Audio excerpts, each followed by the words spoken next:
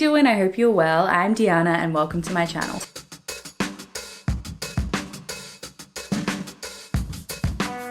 Today I'm going to wrap up the first quarter of 2025. So we're going to go through my stats, check-ins on my reading challenges, and also do a flip through of my reading journal. So I will leave everything timestamped down below. So if you're a stats girly but don't really care about journal stuff, you can choose your own adventure through this video down below. So without further ado, I'm going to hand over to my journal flip through. I cannot believe we are already through the first quarter of the year. That is crazy. But I wanted to share with you my flip through of my reading journal as it currently stands. I love my reading journal and this is just an excuse for me to show it off. So without further ado, let's jump in.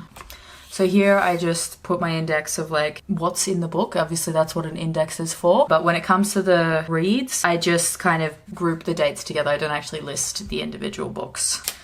So we have my cover page and I just love how this spread starts to look as we move throughout the year.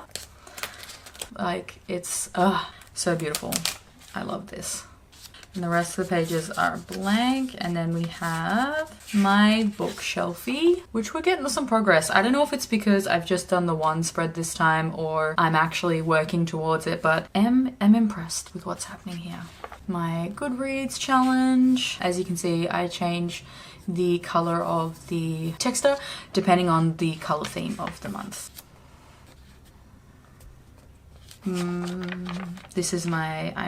I did so well in January. I finished 6 series and then since then I've finished only 3 more. 1 in February and 1 in March. Let's see if we can lift that up in April or at least this next quarter.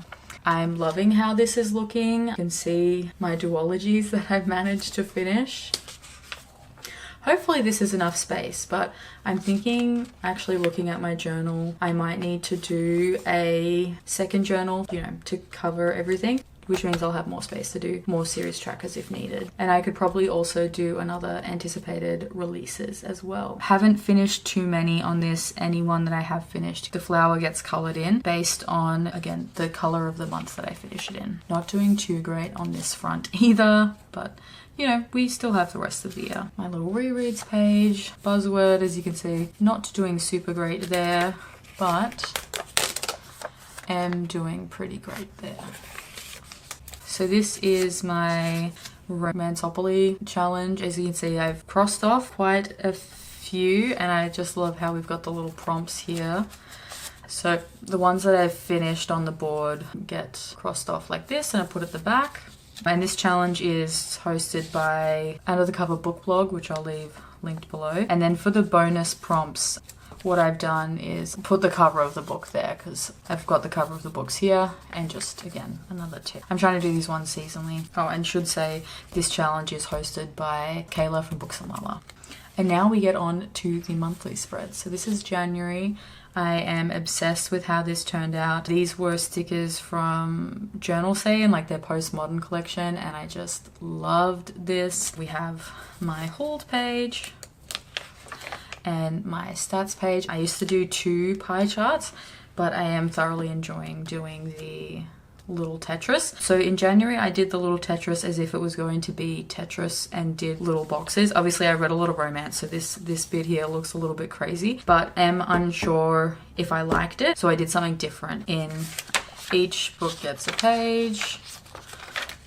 I did a really good job at filling everything in January, so pretty happy with that. Oh, essay. I've also been experimenting with doing this for like short story collections and things I don't have a lot to say about.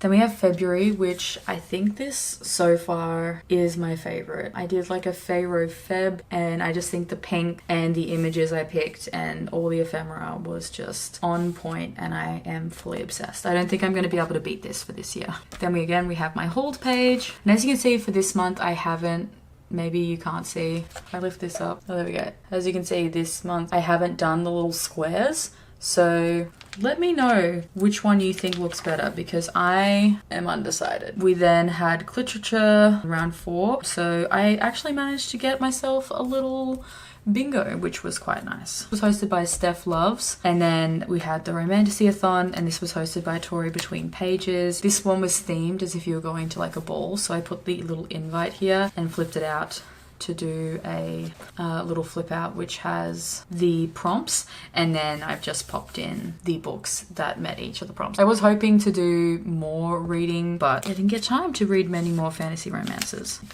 And then we have March, which is cute. I do like the purple, and this Totoro sticker is by Marigone Suli Art, and I'm just having fun with kind of playing with that collage. We have my hold, my stats, and I preemptively thought I was going to finish Time and Chance, so I'd kind of mapped out where I wanted that to go, but didn't work out. Then we have the Thick Thighs readathon, which again, I did get a bingo for that one, and yeah, that is it for the, I guess, monthly spreads. You will have to see next quarter's flip through to see the rest of it, but I will show you after I'd set everything up. I decided I wanted to take part in the Romantasy Bingo, which is put together by Hannah Blackwell. I love Hannah's channel. She is wonderful. So I couldn't pass up the opportunity. So I've just stuck this in the back of my book. It's not really bingo shaped, just given the weird shape that I decided to go with for this particular theme. I think I took inspiration from Jess from one of the journaling channels. I will put the channel name up here. And then at the back, I've got like these fantasy romance type images, and then I've layered the bingo board on top of it. And I'm just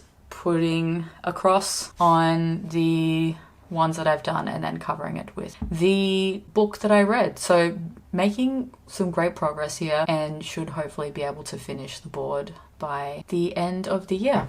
So there you have it. That was my Q1 journal flip through. All right, so let's get stuck in to my reading challenges. I am taking part in 6 reading challenges for the year, along with like my overarching goal of completing series. So first off, I've set my Storygraph / Goodreads goal as 100 books. And so far, as of the end of March, I have read 46 books. So very much on track to reach the 100 book goals. I'm also taking part in the Around the Year in 52 Books challenge, which is a challenge posted on Goodreads, and it's one that I've done for many years. I have never been super successful at it. It's always one that I like to retroactively fit the books to the prompts, but it's fun and they give some cool prompts. One of them was driving me crazy. It was like an object on the cover that ended with A, T, and Y, and that one just took me a while to figure out. Anyway, I've currently completed 27 of the 52 prompts, so pretty happy with that, and I've got 25 to go. It would be nice to actually complete this challenge for the first time, but even if I get like another 15 to 20 more prompts ticked off, I'll be very happy. I'm also taking part in the buzzword challenges hosted by Kayla from Books and Lala. She does have 2 versions, the title and the covers one, and I'm trying to do both. One I'm doing a lot more successfully than the other. So I completed the January title prompt, which was Truth and Lies in the cover, and I read Dirty Truths. Still need to read the February prompt, which is Water Words and the Sea of Tranquility. I did just get the audiobook from my library, so I'm hoping to squeeze this in for April. And still need to work on the March prompt, which was Thing, and I have Bright Ruined Things by Samantha Coho, which is a YA fantasy set in the Jazz Age or the Prohibition Age, and sounds very good. To be way more successful, I have completed 3 for 3 on the cover challenge, which gives me so much motivation. For January's, it was Pattern, and I went with The God and the Gamiho by Sophie Kim, because there is like this beautiful geometric pattern on the back, which kind of builds up the sky of this cityscape behind the Gamiho and the fox, which I completely love. Also dying to read the second book. February was Skyline on the cover, and I read If the Sun Never Sets by Anna Huang, and if you can see on the background, I think it's New York.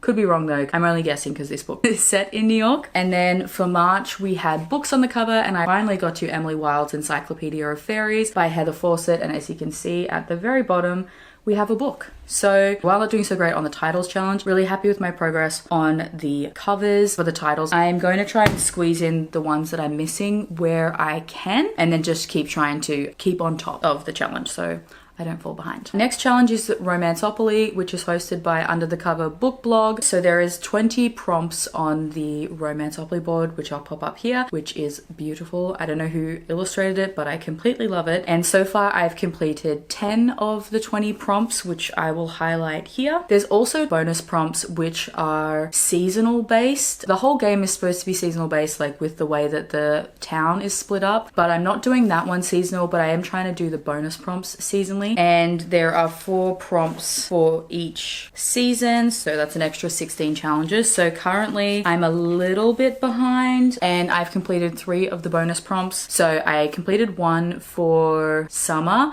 hoping to, you know, at the end of the year tick off the other 3, and then currently have completed 2 for autumn, which is fine because we've still got like 2 months left. Moving on to the priority series. So these are the 7 series that Hayden, my partner, picked for me to complete. I have currently already finished 1, which is the If Love series by Anna Huang, and I had 3 books to read in that, and I reread the first book. So thank God for audiobooks. I managed to complete off that series. Really fun new adult contemporary romance. It's not dark like her Twisted series. It's a little bit lighter. There is some angst in the first book because it's a second chance romance. The first couple story takes place over 2 books, but she does love like a soap opera twist, and I love that about Anna Huang. And we do have some soap opera type twists. It's kind of very dramatic. I eat that up, so very much loved it. And then I've made progress in Nalini Singh's Rock Kiss series, and I read Rock Hard, which is the second book, so I've still got 2 more books to go in that one. And I've made some progress in the Plantagenet series by Sharon Penman, and I'm halfway through Time and Chance. I think for these books I've decided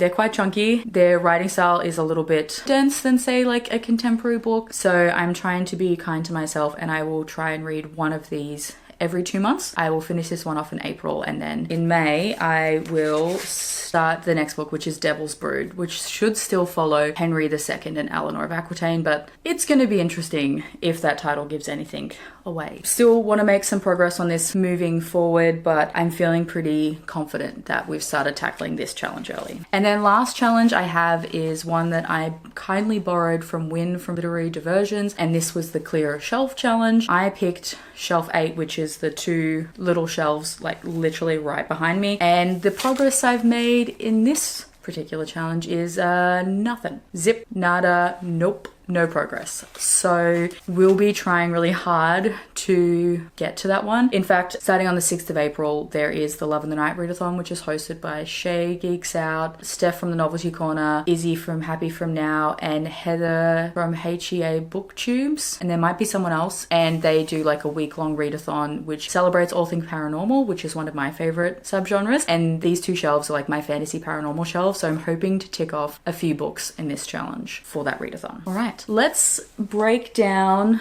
the stats. So as I mentioned in my Goodreads overall reading goal portion, I have read 46 books so far this year, which gives me an average rating of 4.4 stars, which is fantastic. I'm really impressed with that one. To break it down, I've given 11 books 5 stars, 17 books have been given 4.5 stars, 4 books have received 14 stars, or as I should say, 14 books have received 4 stars. I don't even know what the star rating system would be if it was like, you know, star rating up to a 20. But anyway, that was, 14 books have got 4 stars, and I've given 4 books 3.5 stars. Now for my personal rating system, a 3 is pretty good. Like 3 is like average. I enjoyed it. It might not necessarily be like super memorable. So the fact that like the lowest star rating I've given to 4 books is 3.5, which in my rating is like, yeah, it's pretty good. I'm pretty happy with that. I have DNF'd 1 book. It just unfortunately wasn't for me. It's an author that I still am going to give a second chance. And in fact, the second book I requested as a review copy, which I really like the sound of because it was supposed to have like time travel, and I love a time travel romance, like a fantasy romance, but I couldn't push past the first book. Even listening to an audio, we're in the male main character's head, and he's kind of giving like Dexter serial killer vibes, which is fine, but just some of the wording and some of the actions he did that made it seem like he was going to like manipulate the female main character, and then she wasn't necessarily a very interesting character. Yeah, I couldn't push past that one, but that's the only DNF I have given this year, and I DNF'd it at about 65%. So I did give it a good hot go. So I just want to quickly highlight the 5-star books I've read this year because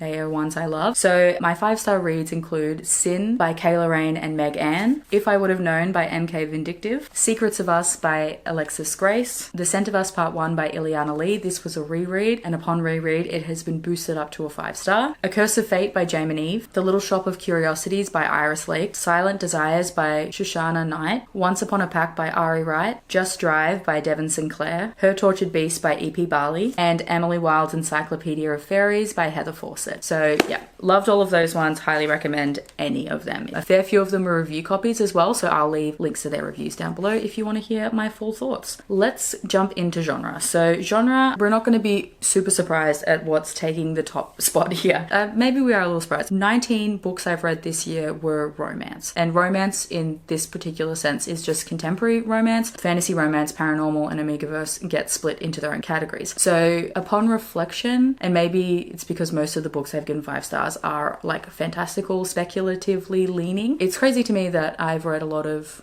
contemporary romances, but romance is my top genre and I love that for me. Fantasy romance comes in second spot with 10 books read. This is largely thanks to Pharaoh Feb, and again, I'm reading a lot of review copies and a lot of the stuff I'm interested in is fantasy romance. 8 books were Amigaverse, 4 books paranormal. Just like a caveat, last year I put all my Amigaverse in my paranormal, so paranormal was like one of my top genres of last year, but I like to reflect on what I've been reading and change these categories. So this year I actually split out paranormal and Amigaverse, so it'll be interesting to see how much like traditional, like, or just straight up paranormal I'm reading. I then had 1 historical, 1 mythology, so this is any book that deals with any form of mythology, be that Greek, Roman, Incan, Norse, Japanese, Indian, Egyptian, anything like that. And this can also traverse like non-fiction, fiction, poetry. I have a deep love of mythology and folklore, so I always like to see how much of it I'm reading. And so far I've read 1, which was an erotic romance, and then I had 1 short story collection when I read the A Romantic Affair anthology. Moving on to target audience, this one is a little sad pie chart. I read 45 adult books and 1 YA, which was Anatomy by Dana Schwartz, which I really loved and got to wrap off this series. I'm in my 30s now and I'm not necessarily super drawn to YA. There are still some YA books on my shelves and part of series that I do want to finish, and I do have some middle grade as well. I do love a middle grade fantasy. There's something about the whimsy of that age category that I do enjoy from time to time. It's something I keep track of, but it's not something that I'm like actively trying to read in different categories. I will finish my unhaul now that we've gone into autumn and it's cooler, and I might see that there is a further reduction of what's in my YA category in particular. But all that to say is that I'm not gonna actively try and read more in different age categories, but I will be doing challenges to actively finish series and read books off my shelves, so we may see some increase in like YA and middle grade if they fit the challenge. Formats. Okay, so as you can tell from behind me, I do love to buy books and I love to own books, but my preferred reading method is actually digital. So 86% of the books I read have been digital, so 40 books all up, which is 9 ebooks, 21 audiobooks, and 10 ARCs. I would like to see that ARC number go up. And on the flip side, I read 14% physical, which was 3 hardbacks and 3 paperbacks. So audiobooks is really, I guess, the way I've been able to get through as many books as possible, because I can do that while doing other things. I walk to and from work, or at least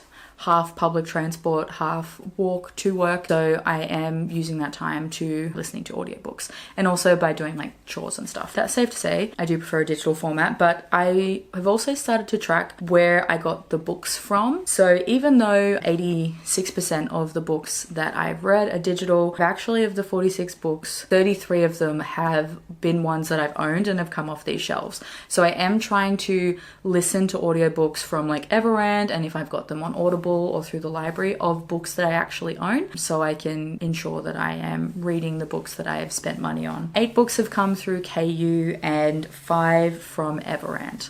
I should say also sometimes I do get the ebook for the books that I own as well if it's on KU, because sometimes I find that for traveling or, you know, reading before bed, it's just easier to read on the Kindle. Let's go into my series versus standalone stats, because that again is another big focus for me this year. As you can see by this lovely pie chart. I am a series reader. Of the 46 books I've read, only one has been a standalone. And even then, I'm not 100% sure because it's by an author who typically does like interconnected romance series, but at this stage, no book has been announced and there's no like series name, so I'm kind of thinking it's going to be a standalone. It could change. Having a look in terms of the split between first books and second books, I am proud to say that sequels are winning at 25 books. 20 books have been first books. I've kind of dropped the ball in February and March. So in January, I've read 10 sequels and only read like a handful of first books. But for the last couple of months, they've been very even. It's been like 7 and 8 or 6 and 7,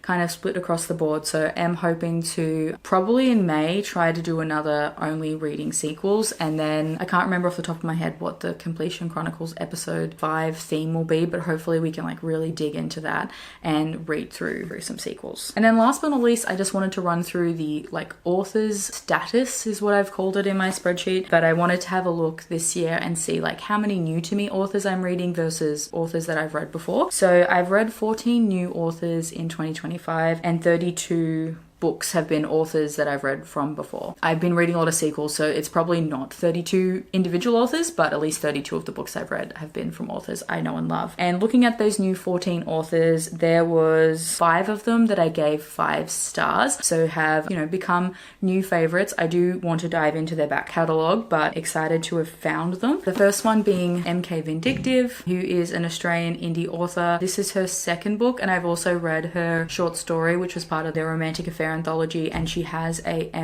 Christmas hockey romance called Slade, which I think is going to be a lot of fun and I will probably read around the Christmas season. Next we have Iris Lake, who wrote The Little Shop of Grand Curiosities, and this book is like a love letter to cozy fantasy. If you love Howl's Moving Castle, any Studio Ghibli movie, and Stardust the movie, I highly recommend. I just ate this up and I'm dying for the second book, which is called like A Vampire in the Castle or something like that, and we've already met the main character and yeah, I'm obsessed. She also has another series, so I'm excited to read that one as well. Then I have Shoshana Knight, and she reached out to me after I had read and loved Alexis Grace's Of Mine series, which is like a Why Choose Dark romance, which has like Criminal Minds vibes. And she just reached out and said that she has a dark romance, which has similar vibes. And I was like, say less, I'm signing up. And this was the Shattered Silence duet. And I read both Silent Desires and Silent Betrayal and really enjoyed it. So I know she's got a fantasy romance series as well. Next up is Ari Wright, and I read Once Upon a Pack, which is a Omegaverse modern day Cinderella royalty book, and I just devoured it. This book is like 500 pages and I read it in like 24 hours. If I hadn't had to get up to work the next morning, I probably would have read it in like one sitting.